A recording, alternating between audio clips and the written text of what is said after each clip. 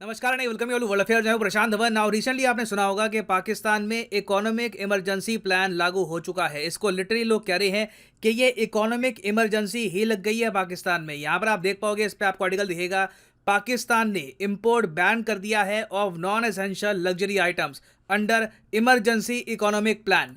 और इस वीडियो में हम बात करेंगे कि ये इमरजेंसी इकोनॉमिक प्लान क्या है, किस तरीके से पाकिस्तान अभी कोशिश कर रहा है कि सर्वाइव ये लोग कर पाएं, क्या श्रीलंका में जो हालत है सेम हालत पाकिस्तान में हो सकती है या नहीं, ये भी हम डिस्कस करेंगे। इंडिया की नेबरिंग कंट्रीज इकोनॉमिकली कोलैप्स कर रही है, दिस डायरेक्टली इंपैक्ट्स इंडिया। तो ये बहुत ही इंपॉर्टेंट टॉपिक है। मगर आगे बढ़ने से पहले आपसे क्वेश्चन पूछूंगा। क्वेश्चन यहाँ पर यह है कि फोर्ब्स मैगजीन ने रिसेंटली ग्लोबल 2000 की लिस्ट निकाली है। इस लिस्ट में ये लोग रैंक करते हैं best companies in the world को। तो यहाँ पे आपको बताना है कि टॉप रैंक्ड इंडियन कंपनी कौन सी है फोर्ब्स की ग्लोबल 2000 की लिस्ट में। यह है यहाँ पे आपकी option TCS, HDFC bank limited, Reliance industries या फिर टाटा मोटर्स। कमेंट सेक्शन में मैं चाहता हूं आप सब लोग आंसर करें। सही आंसर आपको मिलेगा वीडियो के अंत में।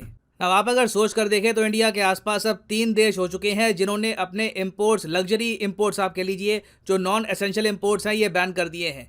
श्रीलंका तो खैर एक बहुत ही एक्सट्रीम एग्जांपल है। वहां पर तो उनके पीएम ने भी कह दिया है कि पेट्रोल तक के भी पैसे नहीं है हमारे पास, एक कार्गो हम परचेज कर पाएं उस कंटेनर के भी पैसे नहीं है आज के समय श्रीलंका के पास। तो उसके अलावा आप अगर देखो तो नेपाल ने भी कुछ हफ्तों पहले सेम निर्णय लिया था। नेपाल ने 10 लग्जूरियस आइटम जो हैं ये बैन कर दी थी अपने देश में। मतलब कि बाहर के देशों से, यूएसए से, इंडिया से या फिर चाइना से नेपाल के लोग मोबाइल फोन नहीं परचेज कर सकते। जो भी परचेज करना है वो नेपाल के अंदर का ही परचेज करना होगा। नाउ जो नेपाल ने किया था आज से कुछ हफ्ते पहले, सेम काम पाकिस्तान ने कर दिया है। पाकिस्तान की सरकार ने यह कहा है कि 38 जो लग्जरी आइटम्स हैं इनका इंपोर्ट हम इमीडिएटली बैन कर रहे हैं। और ये करने के 2 कारण हैं। पहला कारण तो ये है कि पाकिस्तान अपने इंपोर्ट एक्सपोर्ट को थोड़ा सा मैनेज करना चाहता है। ये लोग चाहते हैं कि कुछ समय के लिए इनका देश इंपोर्ट कम करे, एक्सपोर्ट्स थोड़े बहुत इनके बढ़ते रहें। दूसरी बात यहाँ पर यह है कि अगर मान लीजिए पाकिस्तान में कोई middle class, upper middle class का कोई आदमी है, उसको मन कर रहा है जी आईफोन परचेज करना है, तो उसने यूएसए की वेबसाइट से आईफोन मंगा लिया ना। वो पे तो पाकिस्तानी रुपये में करेगा और पाकिस्तानी रुपये इंटरनेशनल मार्केट में वैसे ही खुले घूम रहे हैं, उनकी कोई डिमांड है नहीं। तो जब वो ट्रांजैक्शन होगी तो पाकिस्तानी रुपये को थोड़ी सी और मार पड़ेगी। ऑलरेडी आपको पता होगा कि पाकिस्तानी रुपये ने डबल सेंचुरी मार दी है अगेंस्ट डॉलर।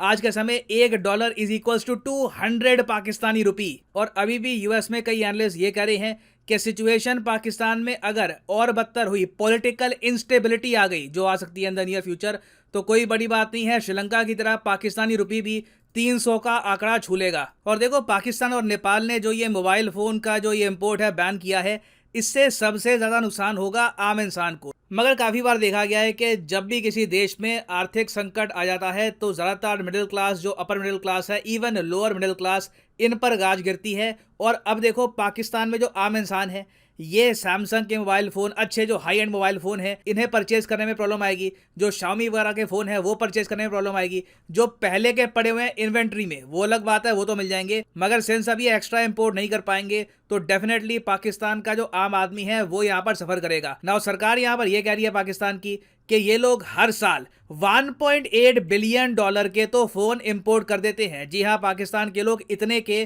तो फोन इंपोर्ट कर देते हैं। अब सोच कर देखिए, $1.8 बिलियन इतना बड़ा अमाउंट है कि काफी बार पाकिस्तान के पीएम यूएई, सऊदी अरेबिया जा चुके हैं और उनसे रिक्वेस्ट करके 2 बिलियन, 1.5 बिलियन का जो लोन है ये लेकर आते हैं। तो पाकिस्तान की गवर्नमेंट को उम्मीद ये है कि अगर ये $2 बिलियन हर साल पाकिस्तानी रुपये से डॉलर में कन्वर्ट होकर इंटरनेशनल मार्केट में ना जाए तो पाकिस्तान को इससे काफी बेनिफिट होगा। मगर यहाँ पे आप ये क्वेश्चन पूछ सकते हैं, अभी रिसेंटली पाकिस्तान के जो करंट पीएम है शहबाज शरीफ, ये सऊदी अरेबिया गए, तो यूएई, सऊदी अरेबिया ने इनकी कोई हेल्प नहीं करी? तो इसका आंसर है नहीं। अब पाकिस्तान के जो फॉर्मर फाइनेंस मिनिस्टर हैं असद उमर, इन्होंने भी ये बात कंफर्म कर दी है कि पाकिस्तान के पीएम जब रिसेंटली सऊदी अरेबिया में गए तो इनको कुछ भी नहीं मिला, ही रिटर्न्ड एम्प्टी हैंडेड। तो ये काफी बड़ा सेटबैक था। नहीं तो अगर सऊदी अरेबिया, यूएई से थोड़ी सी एक्स्ट्रा हेल्प मिल जाती तो पाकिस्तान थोड़ा बहुत मैनेज यहाँ पर कर लेता। मगर अब दुविधा पाकिस्तान के सामने ये है कि इनको इतने सारे इंटरेस्ट की पेमेंट करनी है आने वाले 1-2 सालों में कि इनका अभी के लिए जो विदेशी मुद्रा भंडार है ये टिक नहीं पाएगा। एक टाइम पे आकर जिस तरीके से श्रीलंका ने खुद को दिवालिया घोषित कर लिया है, कई जो इनके लोन थे उस पर डिफॉल्ट करना स्टार्ट कर दिया है, वैसा ही हाल पाकिस्तान का भी हो सकता है। पाकिस्तान के पूर्व वित्त मंत्री ने यह बात भी बोली है कि सिर्फ कुछ ही हफ्तों दूर है पाकिस्तान फ्रॉम बिकमिंग श्रीलंका।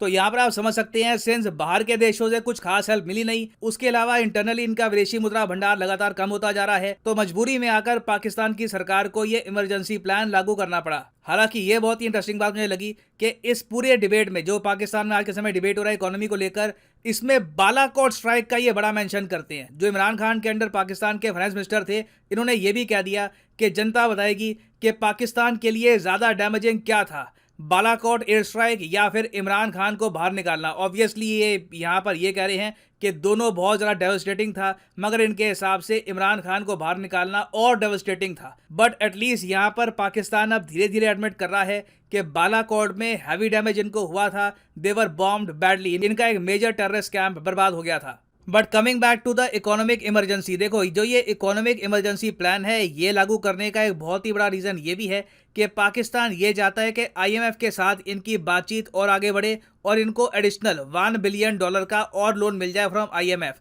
ये करने से पहले आईएमएफ ने शर्त ये रखी है कि पाकिस्तान को इंश्योर करना होगा कि जो इनके इंपोर्ट्स हैं ये कट हो जाए। तो ये सब करने के लिए इन्होंने 30 से ऊपर जो ये आइटम्स हैं इन पर बैन लगा दिया है। कोई बड़ी बात नहीं है इन द फ्यूचर कि पाकिस्तान जो ये बैन है इसको और ज्यादा इंक्रीज भी करेगा। अब यहाँ पर हो सकता है कि आप एक क्वेश्चन पूछे कि मैंने पॉलिटिकल इंस्टेबिलिटी की बात करी थी और ये कहा था कि पाकिस्तानी रुपये 300 तक पहुंच सकता है। 300 तक कैसे पहुंचेगा?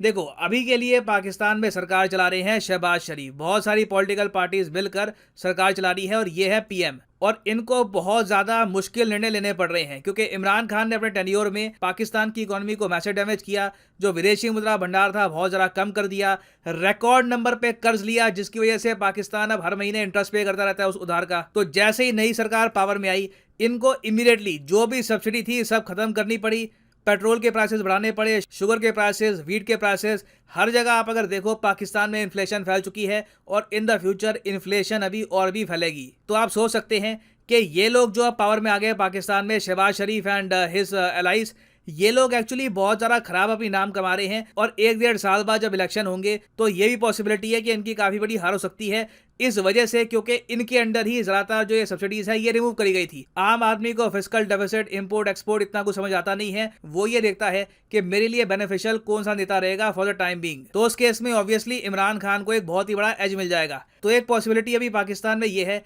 कि करंट गवर्नमेंट हाथ खड़े कर दे और ये कहे कि देखो अभी बहुत ही मुश्किल निर्णय लेने पड़ेंगे, इकोनॉमी बिल्कुल ख़राब कर दिया इमरान खान ने, और हम लोग ये निर्णय सिर्फ 1 साल की सरकार में नहीं लेंगे, हम लोग अभी रिजाइन कर रहे हैं, सरकार छोड़ रहे हैं, फिर से इलेक्शन करवा लो, अगर हम चुन के आते हैं तब हम इकोनॉमी को फिक्स करेंगे, नहीं तो अभी के लिए इट इज़ टू रिस्की। और जैसे ही ये होगा आप देखोगे पाकिस्तानी रुपये सीधा 200 से 300 तक पहुंच जाएगा, क्योंकि पॉलिटिकल अनसर्टेनिटी इन्वेस्टर्स को, ग्लोबल मार्केट को बिल्कुल भी पसंद नहीं आती। जिनके पास भी थोड़ा बहुत अब पाकिस्तानी रुपये बचा है वो उसको भी डंप कर देंगे। जो हाल श्रीलंकन रुपये का हुआ है वही हाल पाकिस्तानी रुपये का भी हो जाएगा। तो अभी तो देखो पाकिस्तान में सिर्फ इकोनॉमिक इमरजेंसी प्लान शुरू हो चुका है, इसके बियॉन्ड आप अगर देखोगे, अगर एक बार इनके आप पॉलिटिकल क्राइसिस स्टार्ट हो गया, this country will suffer a lot. Now वापस आते हैं अपने क्वेश्चन की तरफ जो मैंने आपसे पूछा था। क्वेश्चन ये था कि फोर्ब्स ग्लोबल 2000 की लिस्ट में हाईएस्ट रैंकिंग इंडियन कंपनी कौन सी है? तो सही उत्तर इसका हो गया ऑप्शन सी, रिलायंस इंडस्ट्रीज। यहाँ पर आप देख पाओगे ये लिस्ट है, इनके हिसाब से सबसे बेहतरीन कंपनी है दुनिया की बर्कशायर हैथवे, ये वॉरेन बफे की कंपनी है।